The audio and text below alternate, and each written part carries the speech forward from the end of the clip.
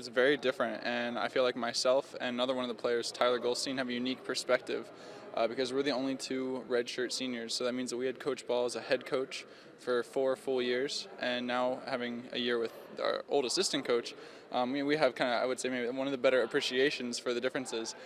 There aren't too many. Having Rock as an assistant coach and being under Coach Ball's tutelage for so long, a lot of consistencies can still be found. But I will say he brings in a kind of a different energy. Coach Ball was very yelling, a lot of yelling and getting in your face about things, whereas Rock prefers to maybe stop the play and talk about it, and just different styles of coaching, I guess, in general.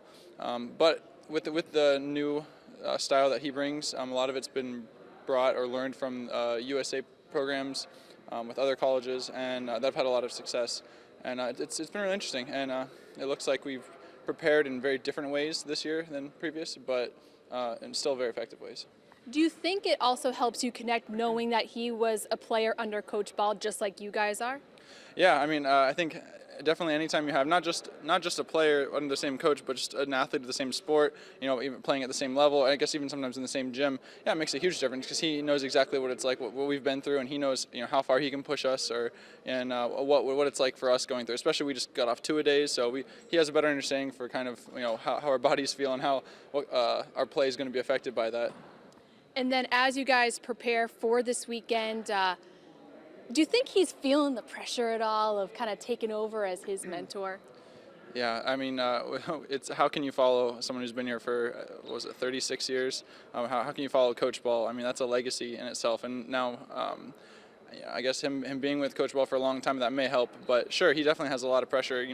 I'm sure he puts a lot on himself, like he always does for everything. Probably from the school, from alumni, probably from all of us too.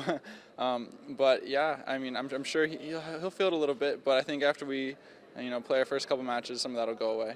And then as one of the leaders on this team, what are you trying to do to get the team to help him out a little bit on the court? Sure. Well, this year our roster has 19 players on it.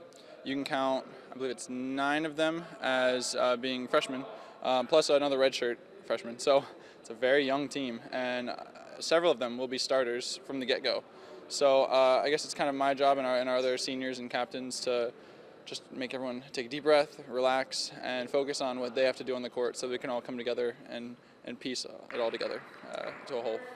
And then playing Stanford, just going right to that Saturday game, how much of a test is that this early on in the season? It's a big test.